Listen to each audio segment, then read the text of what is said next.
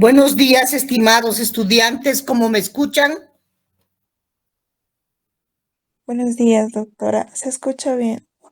Bien, ¿están todos observando la presentación acerca de lo que son de lo que es la excepción a la regla de los cocos? Hay una regla que dice todos los cocos son gram positivos, cierto, excepto algunos géneros como este, por ejemplo, el género Neisseria, que son cocos también, pero no son gram positivos, sino que son gram negativos. Entonces vamos a verlos primero hablando de cocos para luego recién ingresar a los bacilos. ¿Qué son los cocos gram negativos? Son una familia constituida por varios géneros, como por ejemplo el género Neisseria. El género Neisseria, que es el que vamos a estudiar, incluye algunos microorganismos conocidos por todos nosotros, muy importantes porque son agentes causales de enfermedades venéreas, por ejemplo. Y ahí tenemos a la gonorrea, que es justamente la enfermedad causada por Neisseria gonorrea. También tenemos otra enfermedad conocida como meningitis, y ahí hablamos de Neisseria meningitidis, otra bacteria, otro microorganismo que causa la meningitis, principalmente en los niños.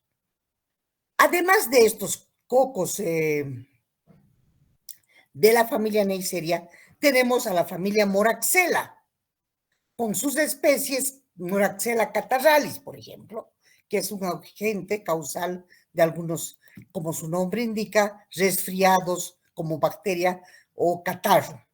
También tenemos al género Acinetobacter, que son cocos gram negativos, y al género Klebsiella.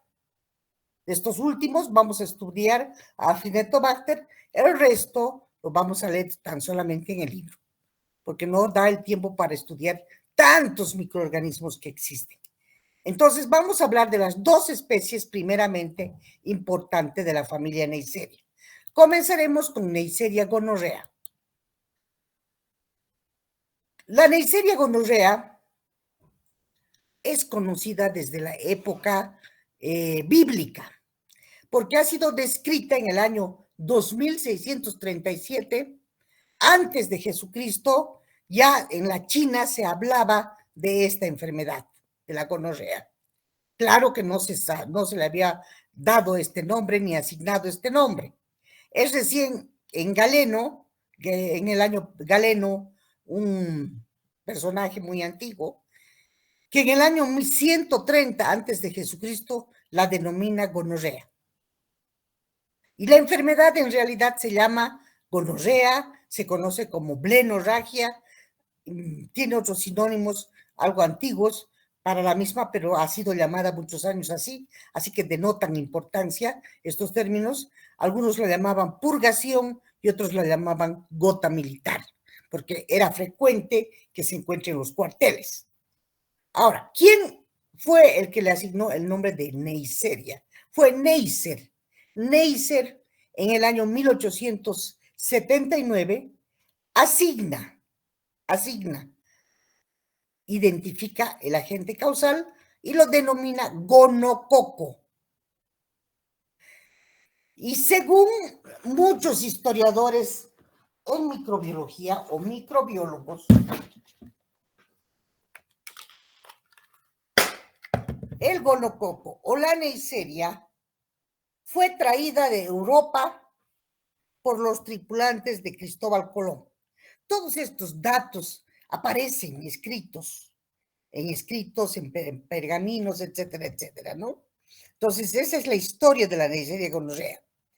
Nosotros sabemos que esta Neisseria gonorrea, comúnmente llamada gonococo, es el agente etiológico de la gonorrea. ¿Y qué es la gonorrea? La gonorrea es una enfermedad de transmisión sexual. Es una infección bacteriana común que se transmite casi exclusivamente por contacto sexual. También es importante su transmisión en el periodo perinatal. Por lo general, sabemos que afecta predominantemente a las mucosas del tracto genitourinario inferior y con menor frecuencia al recto, la orofaringe y las conjuntivas. Ahora, la infección genital es en las mujeres un peligro. ¿Por qué? Porque es ascendente. Puede conducir a complicaciones como, por ejemplo, la salpingitis aguda, que hoy en día se conoce como una de las causas que son más comunes para que las mujeres no puedan tener hijos. O sea, causas comunes de infertilidad femenina en el mundo. La salpingitis aguda. Esa es una de las patologías de Neisseria. Otra es que puede Neisseria, gonorrea, causar infecciones bacteriémicas, podríamos decir. Puede producir conjuntivitis en el recién nacido, se llama conjuntivitis neonatal, y también puede producir epididimitis aguda. Y esas son consecuencias importantes, que también la epididimitis en los varones.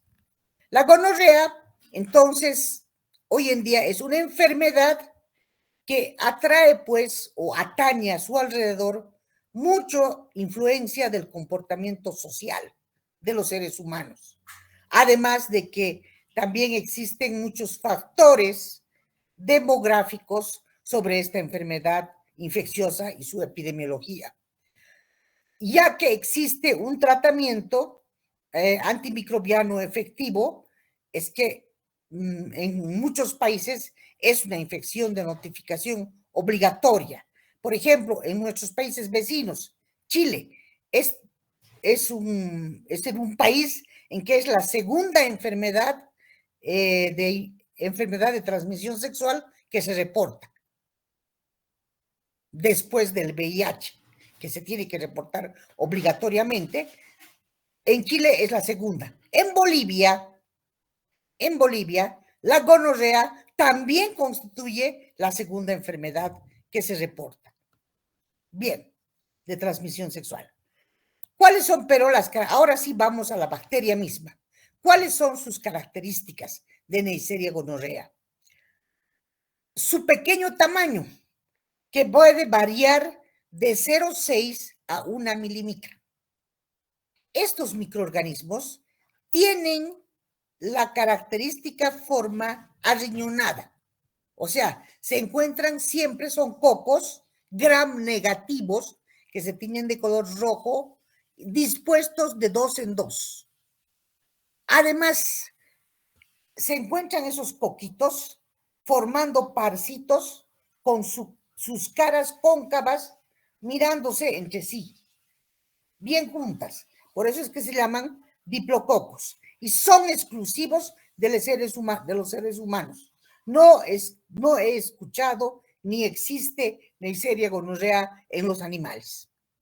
En los humanos sí. Acá tengo una fotografía electrónica de estos cocos. Observen ustedes, estos serían sus extremos arriñonados de ambos y por eso es que se encuentran de 2 en 2 con sus caras cóncavas mirándose entre sí. Otra de las características de este microorganismo es que son intracelulares.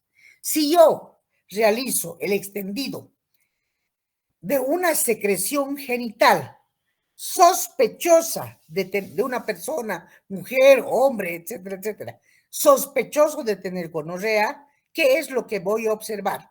Y tiño con la tinción de Gram, voy a observar cocos, diplococos, acomodados de 2 en 2, arriñonados como pequeños riñoncitos al interior de los macrófagos, de los polimorfonucleares. Eso es lo que voy a ver, de color, teñidos además de color rosado, no de color azul, porque normalmente las bacterias se tiñen, miren ustedes, de color azul, otros cocos que puedan estar presentes.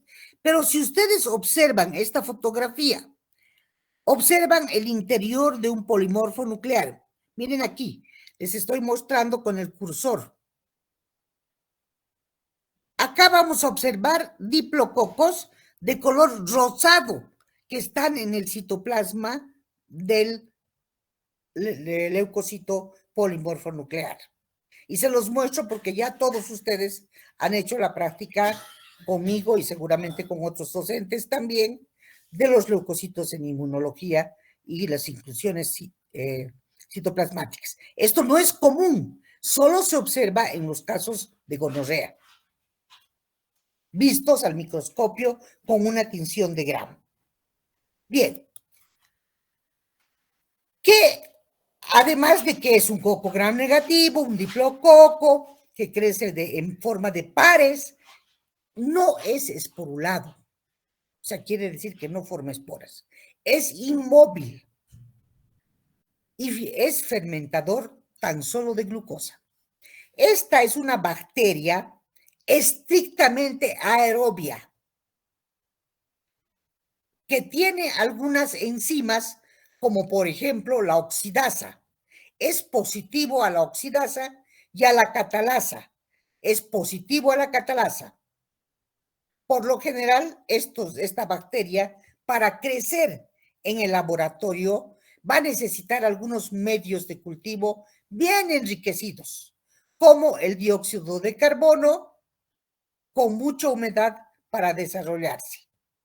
Ahora, son muy sensibles los Neisseria gonorreas a las condiciones del medio ambiente. No sobreviven en el medio ambiente. Su transmisión tan solamente es de persona a persona. No forma parte de la flora comensal. Este no es un coco que podemos tenerlo, un diplococo que lo podemos tener dentro de la flora normal de la vagina. No. Esta es una bacteria patógena. Los componentes de la superficie, además adquirida por transmisión sexual de persona contaminada a otra persona que no está contagiada, pero la puede transmitir por relaciones sexuales. Los componentes de la superficie celular de esta bacteria, entonces se relacionan con la adherencia, la primera propiedad, la segunda, la penetración tisular y la penetración celular. Además, es citotóxico, evade las defensas del huésped, tanto sistémicamente como a nivel de las mucosas. Neisseria gonorrea presenta pilis y los pilis rodean a la pared celular de Neisseria. Y estos pilis les sirven para incrementar su adherencia a las células de la mucosa del tracto genitourinario de los huéspedes, principalmente. O sea que gracias a estos pilis es que se prende de otras células de las mucosas del tracto genitourinario. Y esto también contribuye a que sean muy resistentes a la destrucción por parte de los neutrófilos, o sea, que sean fagocitados. Antigénicamente es variable.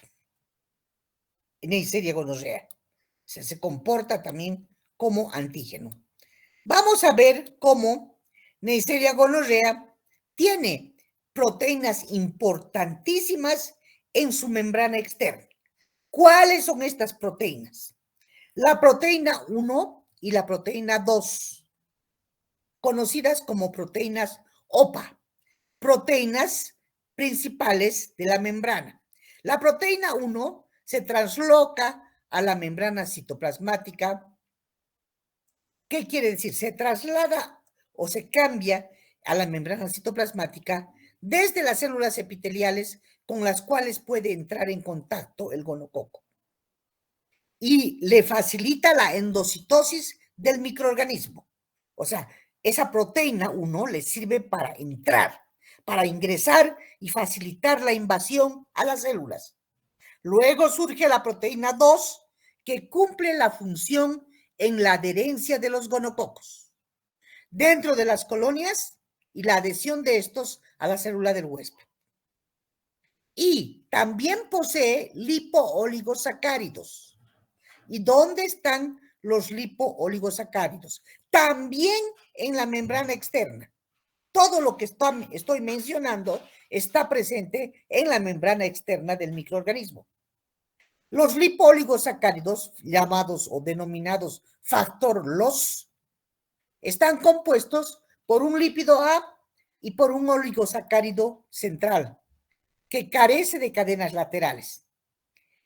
Estos componentes de la membrana externa constituyentes poseen actividad endotóxica. ¿De qué cosa? De endotoxinas, o sea, son patógenos.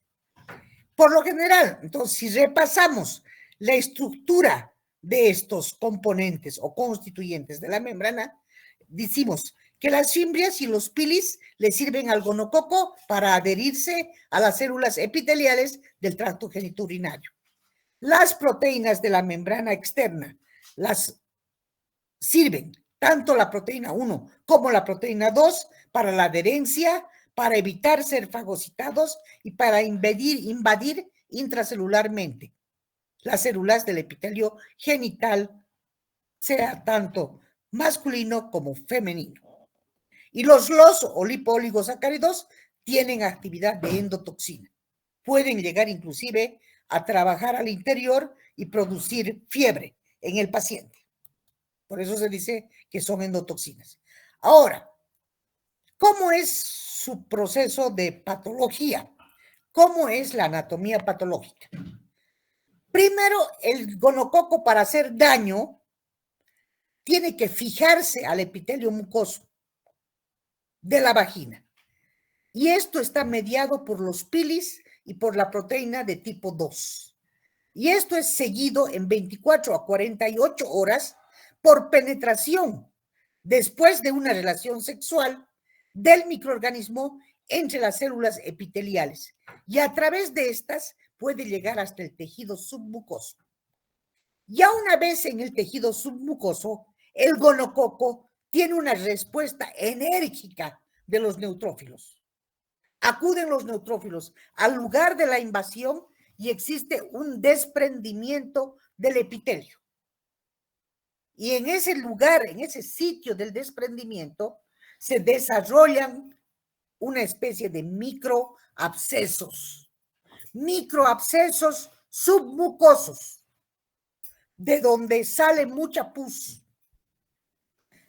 Los gonococos entonces atacan a las mucosas del aparato genitourinario. Además, también pueden atacar los ojos, pueden atacar el recto y pueden atacar la faringe. En los hombres, el sexo masculino, la manifestación más común de la gonorrea es la infección conocida como uretritis aguda. Los síntomas clínicos son la aparición de disuria y de descarga uretral purulenta. ¿Qué es la disuria? Es la emisión de orina intermitente, ¿no es cierto? Y la descarga uretral purulenta. Ahora bien, el proceso en los hombres se puede complicar. Puede inclusive llegar a una epididimitis aguda, que puede complicarse con prostatitis, infección de la próstata y obstrucción completamente uretral para la emisión de orina. Acá vamos a observar las manifestaciones en la mujer. En la mujer, acá pueden observar ustedes el exudado purulento que produce en cantidad variable, generalmente muy fétido, de mal olor, de color amarillo verdoso, y produce esa secreción amarilla verdosa, donde se lesiona inclusive el útero y se produce una cervicitis con hiperemia. Además, hay un exudado importante de pus. La sintomatología en la mujer urinaria que tiene gonorrea es la frecuencia urinaria o la disuria, los trastornos en la orina, la algiuria, similar a lo que ocasiona en el ser humano o a lo que se produce en el hombre. Aquí vamos a ver en el hombre. En el hombre, para que todos recuerden, vamos a observar que hay prurito uretral eso es mucho escozor. La sintomatología urinaria, la frecuencia urinaria se ve afectada. Puede haber también trastornos en la orina, disuria, algiuria. Generalmente 2 a 3 días después se produce la emisión de una secreción también uretral purulenta, amarillo verdoso. Estas secreciones son características y fluyen espontáneamente por expresión uretral. En algunos casos, la secreción no es purulenta y puede ser inclusive más transparente o en algunos casos puede llegar a pasar desapercibida, dependiendo de las condiciones del huésped. ¿Cuánto tiempo incuba Neisseria gonorrea en las mujeres? Su periodo de incubación está menos definido, porque el tejido que se afecta es el endocérvix, y de allí va a pasar a la uretra y a la vagina, y luego va a dar lugar a una secreción vaginal mucopurulenta con mucha disuria y frecuencia en la micción. Y esto hemos visto ya que uno de sus mayores peligros es que evoluciona hasta causar salpingitis. ¿Y qué es la salpingitis? Es la infección que produce trastornos en la fertilidad en las mujeres. Y o sea que mujeres que han tenido gonorrea pueden no llegar a tener familia, porque evoluciona a peritonitis muchas veces también y a la aparición de abscesos pélvicos y perihepáticos. O sea que es muy, muy patógena. Sin embargo, existe entre un 20 y un 80% de mujeres que pueden ser portadoras asintomáticas del gonococo. Y en un menor grado también pueden portar los hombres. Como consecuencia de todo esto que les estoy relatando, existen secuelas en las mujeres. ¿Cuáles son? Los embarazos ectópicos, que quiere decir que no están al interior del útero, sino que se encuentran en las trompas, más localizados, en otras partes. Y esto también es causa de infertilidad, los embarazos ectópicos. También tenemos a la bacteremia. Y la bacteremia, que es conocida de la gonocosia, da lugar muchas veces a que aparezca en la piel una especie de pápulas, granos o pústulas con mucha hemorrágicas. Y esto se va a llegar a localizar en las extremidades, en los pies, en las manos, en las articulaciones de las rodillas, de los tobillos y de las muñecas. Y se llama artritis supurativa, esta especie de granos producidos también cuando la infección ha pasado a la sangre y se conoce como bacteremia. Entonces, Neisseria gonorrea puede causar también estas manifestaciones. También tienen que saber que cuando los bebés se contagian de sus madres en el canal del parto, en el momento del nacimiento, los neonatos o recién nacidos pueden llegar a adquirir gonocosia ocular. Gonocosia ocular en el canal del parto se observa en las madres infectadas que no han realizado tratamiento, porque si una mamá se infecta y realiza tratamiento, no existe este peligro, porque si no, el bebé puede llegar a producir ceguera, puede nacer ciego. Eso también pasa como consecuencia de la Neisseria gonorrea. ¿Qué más podemos saber? Existen infecciones gonocócicas muy diseminadas de la enfermedad. ¿Por dónde se disemina? Por vía sanguínea o vía hematógena. Y va a ocurrir en el 1 y en el 3% de los casos. El paciente va a tener un cuadro cuando ya está la bacteria en sangre, fiebre alta, va a padecer escalofríos, le van a doler las articulaciones, van a aparecer la poliartralgia, las artritis y las lesiones sobre la piel purpúricas, conocidas como lesiones purpúricas. ¿Cuál es el diagnóstico para esta enfermedad? ¿Qué tengo que hacer en el laboratorio si yo quiero investigar Neisseria gonorrea? Tengo que recibir muestras de secreciones vaginales y realizarles a las secreciones vaginales, en primer lugar, una tinción de Gram. Ese es el método de elección, tanto para hombres como para mujeres. Hay que hacer un examen, un frotis de la secreción sobre un portaobjetos y luego teñir este portaobjetos con la tinción de Gram. Es un examen entonces directo de la muestra. En el hombre tiene una sensibilidad del 95% en el hombre. En cambio, en la mujer la sensibilidad no es tan alta, es un poco menor e inespecífica. En la mujer es importante que se haga en la técnica, como parte de la técnica del diagnóstico, un cultivo.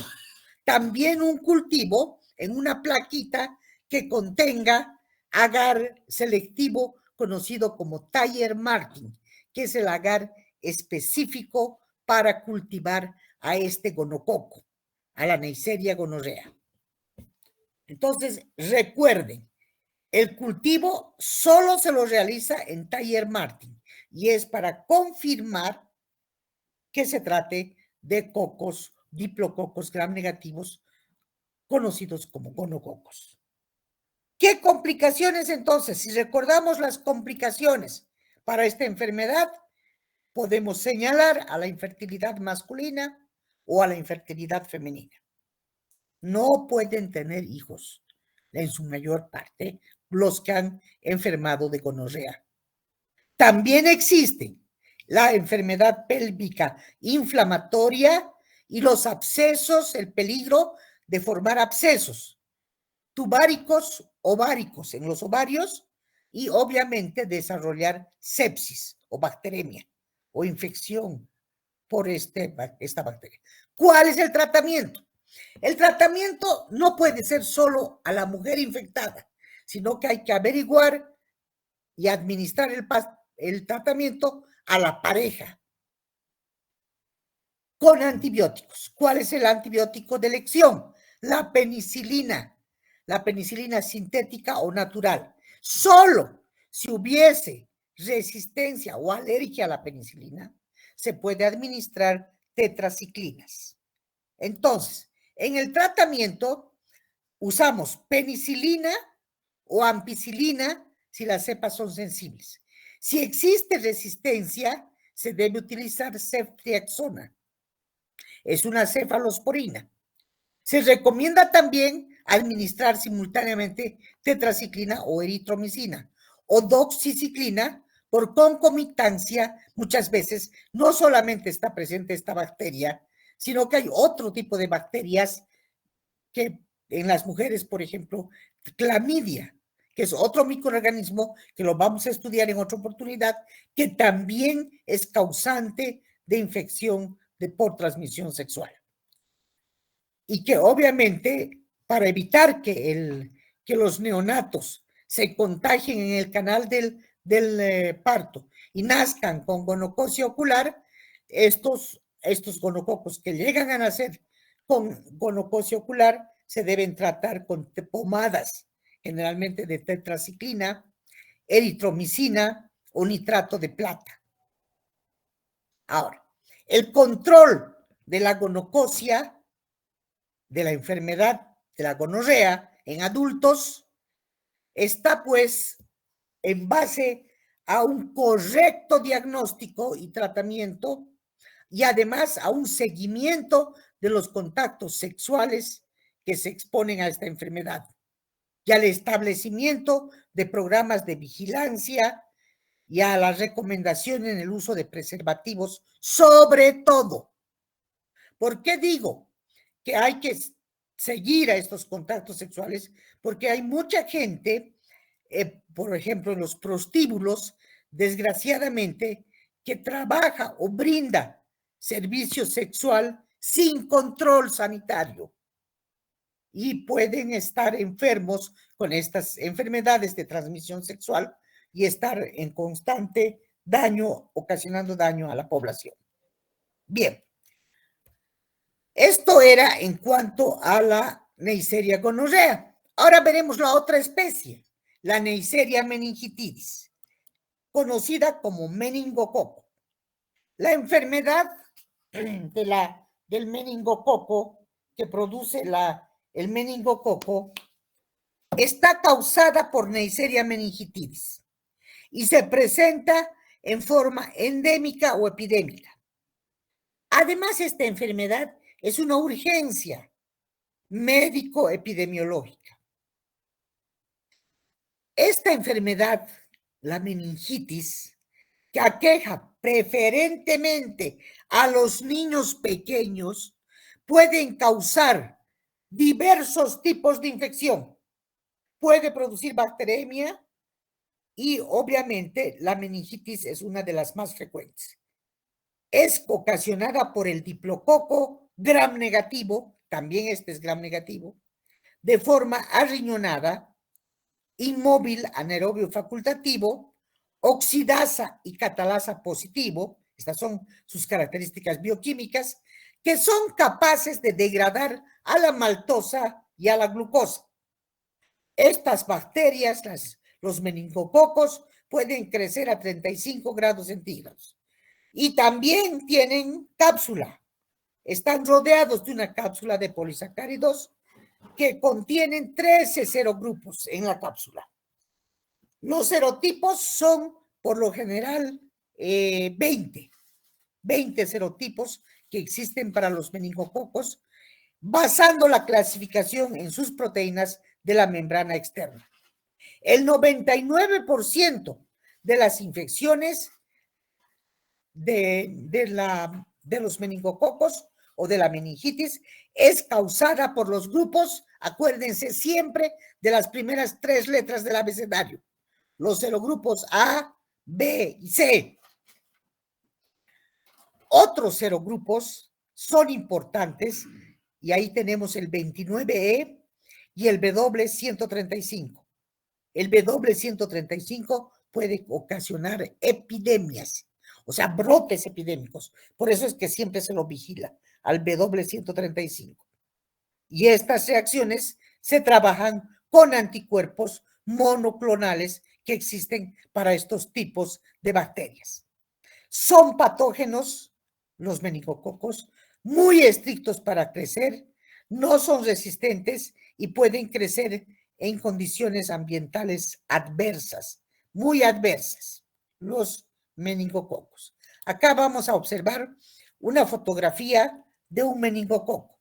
Observen los de 2 en 2, siempre sus extremos arriñonados, uno es este y este es otro, recubiertos de pilis, encapsulados, miren, este es el Neisseria meningitidis o meningococo. Aquí van a ver cómo crece en el agar sangre. Acá están las colonias formadas, brillosas, lustrosas, sobre un agar sangre. Colonias de Neisseria meningitidis. Esta otra fotografía también es del microscopía electrónica. Ahí tienen el diplococo gram negativo, de 2 en 2. Ahora, sabemos que la gonorrea y la meningitis solo afecta al ser humano, no a los animales. Y tiene en el caso de la meningocosemia o de los meningococos, la única puerta de entrada es la nasofaringe.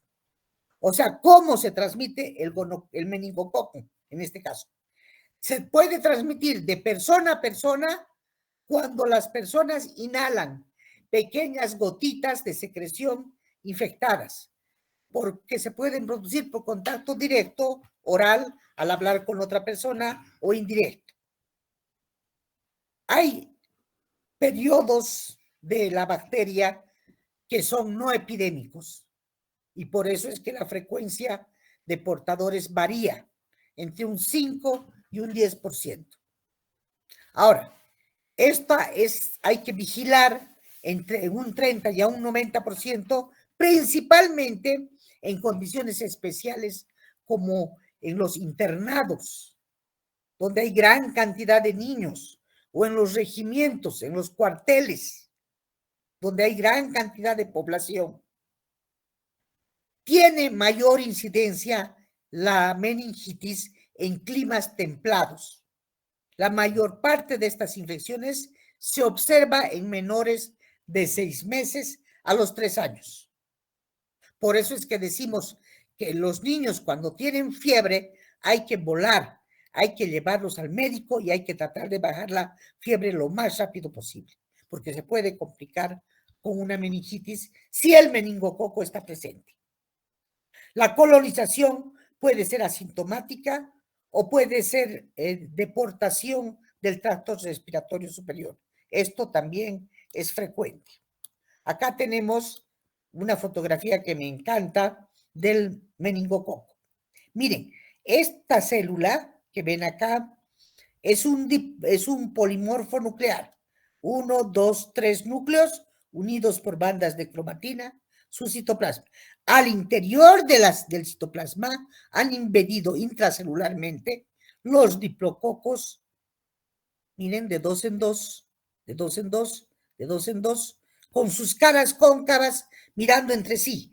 Parecen granos de café, teñidos de color rojo. Esta es una fotografía electrónica, por eso es que se ve tan maravillosamente. ¿No es cierto? Bien.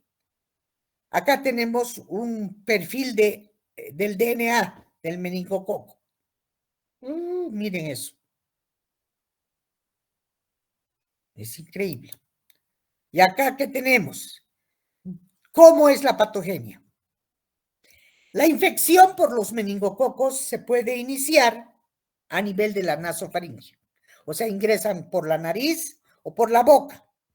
Se adhieren al epitelio nasal con ayuda de los pilis. Y estos se van a unir a receptores específicos que están presentes en las células columnares no ciliadas de la nasofaringe. A veces pueden llegar a formar parte de la flora transitoria, las Neisseria meningitidis, o ser transportadas por células epiteliales no ciliadas en vacuolas digestivas y pueden llegar a alcanzar la circulación sanguínea. La diseminación sistémica acontece porque está mediada por la presencia de la cápsula polisacarídica, que puede protegerla de la fagocitosis y de la opsonización. Cuando se multiplica el meningococo es cuando da lugar al inicio de la bacteremia. O sea, quiere decir que la bacteria ya está en sangre. Y entonces se producen los efectos tóxicos producidos por el os. La endotoxina, que se comporta como endotoxina, el hipooligosacárido. ¿Qué antecede a que se produzca la meningitis? ¿Cuáles son sus síntomas? La fiebre elevada, cerca a 40 grados, la erupción hemorrágica, la coagulación intravascular y el colapso circulatorio. Y en pocas horas se puede derivar en un shock irreversible. O sea que hay muchísimo peligro de llegar a desarrollar una septicemia y una meningitis y que llegue esto al cerebro. Ahora bien, cuando las personas tienen ustedes que saber, tienen que conocer que hay personas a las que les ha dado la meningitis en la niñez y han logrado sobrevivir. Estas personas quedan muy afectadas porque tienen la mirada desorbitada, afectadas inclusive psicológicamente porque el cerebro se afecta y obviamente llegan a pueden sacar su lengua todo el tiempo y quedan con cuadros de, ¿cómo podría decir? como por ejemplo llegan con cuadros severos de afectación cerebral. No son nunca más normales. Entonces, la endotoxina es la que está jugando un rol clave en la aparición de la enfermedad grave. Porque Neisseria meningitis tiene pues un marcado tropismo por llegar a las meninges en el cerebro. Y la meningitis comienza con un dolor de cabeza intensa, vómitos, el cuello se torna rígido y puede llegar a evolucionar al coma en pocas horas. Si la persona no muere, los meningococos causan daño en el endotelio cerebrovascular, atraviesan las paredes vasculares y se desarrolla la respuesta inflamatoria. Y obviamente quedan afectados de por vida, con manifestaciones clínicas que varían desde la fiebre transitoria, la bacteremia o muerte, solamente se produce cuando el cuadro es muy fulminante. Acá tenemos otros trastornos que se pueden observar durante la meningitis o la septicemia por meningitis. Generalmente, estas fotitos que les estoy mostrando acá significa la inflamación en la piel, que está ocasionada porque se ve afectada la médula espinal con meningococos. Y entonces aparecen estos pruritos de color rojo, rosados, porque hay una coagulación intravascular, ¿no es cierto? Y entonces son pequeñas hemorragias a nivel de la piel que se pueden observar, con mucho escosor. Esta es la infección, cuando la infección está en sangre.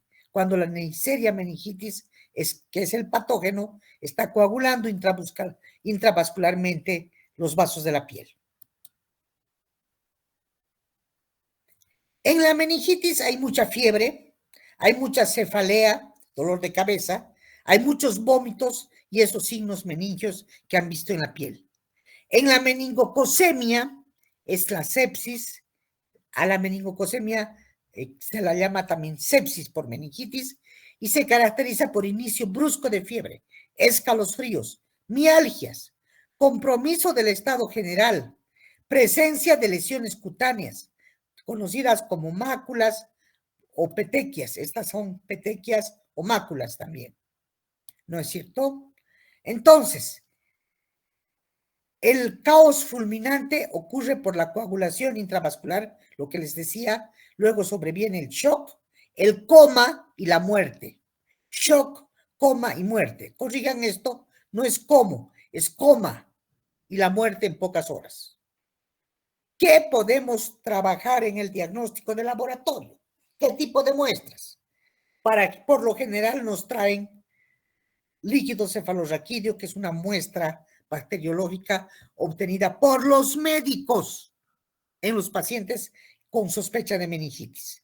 O nos traen sangre para hemocultivo, o nos traen líquidos articulares o lesiones de la piel, donde tenemos que buscar qué cosas, esos diplococos gram negativos, mediante una tinción de gram.